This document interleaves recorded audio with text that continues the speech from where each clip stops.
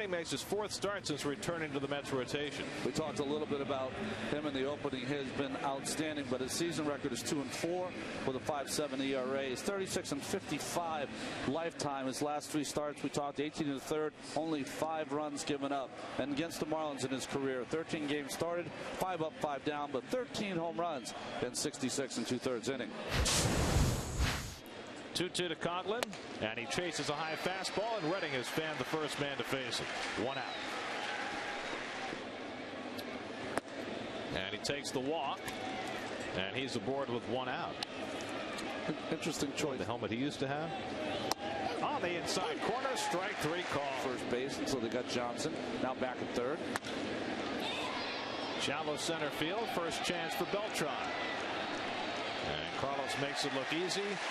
And Redding is done with the first inning. Well, Rick Vandenherk was recalled on September 1st. He's made a couple of starts. He's player to left field, and Coghlan coming toward the line.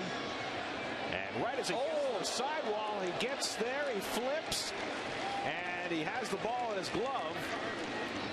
Coghlan hitting that low fence and hanging onto the baseball. That's a nice catch right there. Having to negotiate. Look at the third base umpire. We got him in the shot. He's limping down that line. That's Bob Davidson.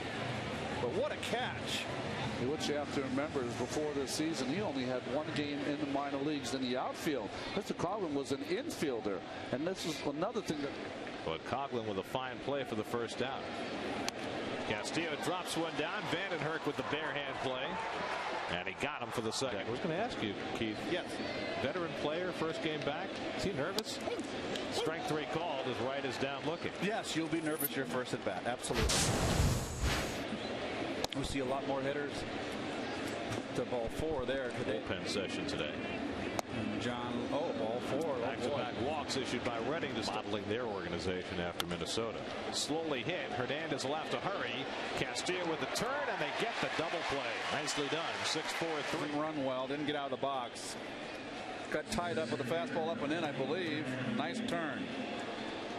No wasted. Nice shovel. Right to Castillo, and beautiful turn.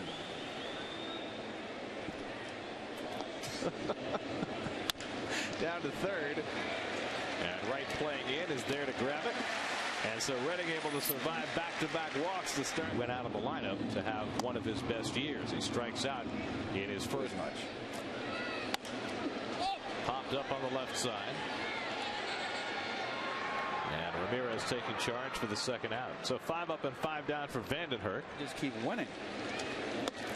Ball 4, and Frank consciously done that. He's completely suppressed his power, although he hits this one well to left center, and Maben is there to grab it and end the inning. But I've watched him in batting practice. Who's ever won a game in the big leagues from the Netherlands. Head out to right field for Frank Core, and that was Win Remmerswall, who pitched for the. Came out of his hand. It just had extraordinary spin. Coghlan is on. 2-2. Coghlan runs. Strike 3 called. Tolley's throw is high, and Coghlan has a stolen base. So Johnson called out on strike. Into the air to deep left field. Back goes Pagan looking up, and it's out of here. So they pitch to Ramirez with first base open, and Ramirez drills his 22nd home run of the year. A 2-run shot. The first hit for the Marlins gives them a 2-0 lead. And for Hanley Ramirez against Tim Redding, that is 4 home runs in 21 career at-bats. That's his 93rd and 4th runs and a hanger run. Yeah, just a hanging slider right in the middle of the plate. I think what you end up doing a lot of times as a pitcher, when you get behind a great hitter, you figure that you're going to have a gimme slider if you throw one over. To me, it looks like Ramirez was just sitting on slider. That's what he got in his first AB. So 2-0 Florida. Jorge Cantu with grounds one that right boots. And Cantu is aboard. Ball came up on David. He was unable to stay with it. And Baker goes down on the curveball. Redding has his 4th strikeout. Because Kyle was the winner of our Kids Caster contest, he gets to call a little play-by-play. And a pop-up. He makes the catch, and Hernandez doesn't notice, and he has to walk back. So Nick Johnson makes the catch.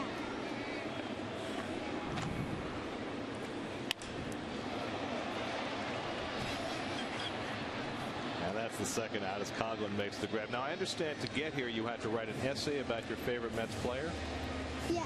And who did you write about? I wrote about it for the people at home. And that's a ground ball to Johnson, who can't field it, and Angel Pagan's at first. So an infield base. Johnson just couldn't handle it cleanly. Very nice. Keith would have made that the pitch. And that's a line drive base hit. Pagan goes to third. And that's a single for Luis Castillo. And he just slapped the ball. So you're like a good leadoff man. I don't hit leadoff though. Crack to center field, right in Maven. I'm trying all year to find that balance between still being aggressive and not swinging at horrendous pitches as Anderson Hernandez throws him out. One away. Guys, back to you. Oh, that makes perfect sense, Kev, because you're taking a little off his fastball. As Ross pulls one right over the bag and down into the deep left field corner. Ross easily to second base as Pagan plays it back. And Cody Ross has his. By that is you don't want it to break as soon as it comes out of your hand. Maven deep to center field. Back goes Beltran looking up near the wall, and it's into the apple, a 2-run homer. Cameron Maven, who had been 1 for 27 with runners in scoring position, puts a dent in the apple with his second home run of the year, and it's 4-0 Florida. Jeez, Jerry West from 30. That's impressive. This young man, Maven. Well, he's run, hit for power. Yeah, he's very strong to go dead central. That's 408 right there. He hit that ball around 420, 425. That's impressive. Well, that does not usually give a low target. And what allows the hitter to catch up, where the slider before Ronnie he runs. Coghlan drives one out to left, and Pagan is there. That does it for the Marlins at the top of the fourth, but not before Cameron Maven slows a 2-run homer. And no one would swing at it because he couldn't throw it for strikes. Popped up into left, and Coghlan drifting over. So Beltran retired. One down in the into shallow left, and that'll fall for a base hit. So the Mets have their third hit off Vandenherk, a one-out single. A couple of seasons. Line center field, base hit for Frank Core. Murphy will go first to third. And the Mets have something working here in the fourth. First and third and one out. Full third time through the order. Hit to left center field. That'll get a run in. Maven glides over to grab it. Murphy tags at third and comes in with the first Mets run of the day. Josh Tolley has his first Major League RBI. The reason he's given up a run so far is he has missed his target.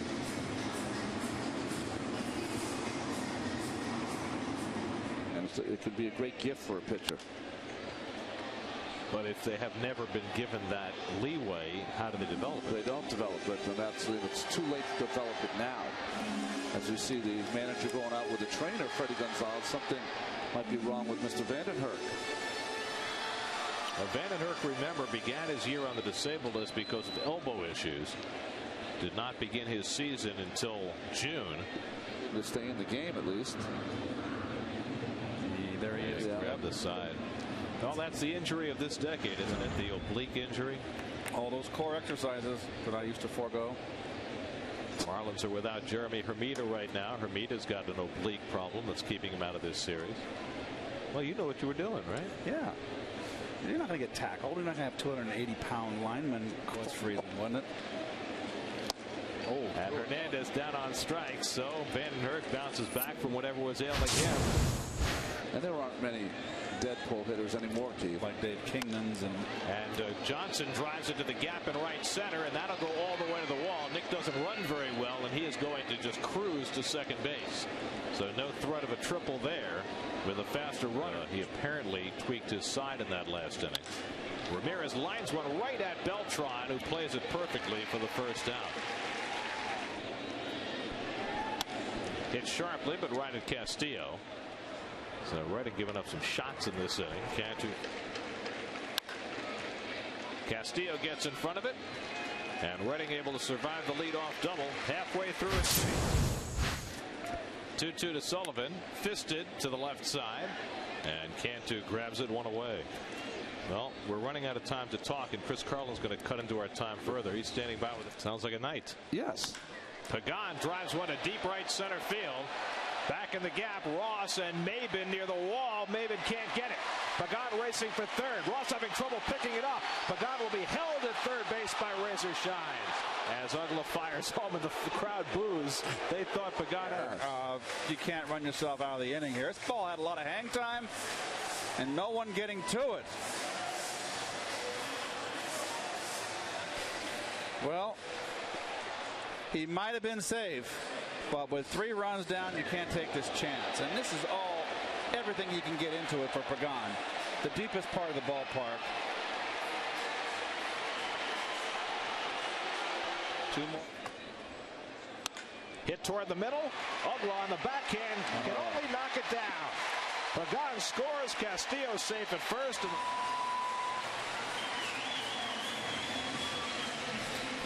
And they do score to hit. Second of the game for Kemp. Angel Pagan. Double play ball to Ramirez. Uggla with the turn. Side retired. Mets managed just the 1 run. We'll see you guys in the 7th. Ball game will continue without us.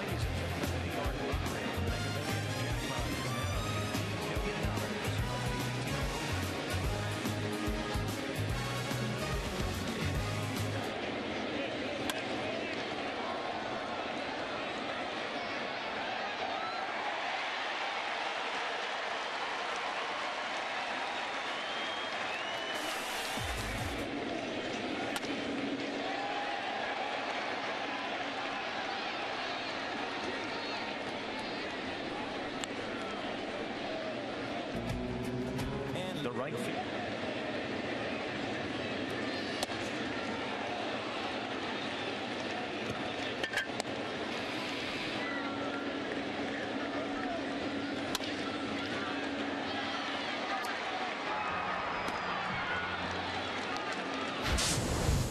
With the Marlins up 4-2, top of the batting order, Chris Carlin, first pitch swinging, and Coughlin lifts it out to left center. Pagan makes the play, 1 pitch and 1 out. On that, but it's very diplomatic of you. Now that it's not the 6th inning, silent 6th, I can say whatever I want. Johnson walks for the 2nd time tonight, so the Marlins have a 1-out bid. Back to Green. Hernandez to first. 1-6-3 double play. Side retired. Nicely done by. And Reed has himself another pinch hit. Boy, Jeremy Reed has really found a niche this year, pinch hitting. And the Mets get the leadoff man on in the home 7th. Oh boy. Toward the middle, base hit. Reed pulls in at second, and the Mets have the tying runs aboard. Back-to-back face. Yeah. Pagan loops one to shallow center, and Maben is there. Reed tagging, but he's going nowhere. So Pagan unable to advance. And he slaps one over short into left field, a base hit. Reed will be held at third with Coughlin playing so shallow. Got to take a shot at it. Struck him out. Sanchez gets on. Little tight slider here right on the outside corner. Starts it on the corner. Drifts it about 6 inches outside into the glove of Baker. It's almost like a little cutter, Ronnie, almost. And it's set up. Hit in the air to deep right field. Back goes Ross. And he's got room right near the wall to make the catch. Beltran just missed. 70 games on the sun. Ken Takahashi and Sean Green combined for a scoreless 7th. Sliding try by Beltran. first run, and he makes the play. Back in center field. Tells you a lot about the feeling about his leg. He showed great speed in closing on this baseball, and a nice slide, pop-up slide for the out. Nice play. Castillo gets in front of that grounder. And quickly Stokes has the first two out by that much. David Wright unable to field the grounder. Valdez from the hole, too late. So David Wright unable to pick up that quick second hop. Come on, Bill. And Ross takes it for a call, third strike. 1-2 to Murph. And he cracks one to right field, but right at Cody Ross for the first down. So I'm just more or less saying that, you know, if they faced you, you go, boy, I'm going to definitely try that. Francoeur lifts it to right center, and Maben with plenty of room. 2 out. Tolley pounds one into the ground, down to first. Nice stop by Johnson, and Lindstrom over to cover to end the inning. 1-2-3. Ball. Maben lines one into left field, a leadoff base hit. So Maben, who had a 2-run homer back in the 4th inning, has his second hit of the night, the first off Brian Stokes. Bunted hard to Murphy, turns down the play at second and gets the shore out at first. He had 3-2 to Coghlan. Struck him out. Feliciano 2-2. Struck him out. Feliciano with back-to-back strikes this year. And he bangs one toward the middle. Ramirez backing off to play it. And he throws out Santos for the first out of the last of the ninth. So Valdez lines it to left, but Coghlan is there. And that's the second out. So 2 out and nobody. 1-2. Coghlan has the ground ball, and that'll do it. A 1-2-3 ninth inning for Leo Nunez. He saves it, and the Marlins take the opener of this series thanks to 2-run homers by Hanley Ramirez and Cameron Maben.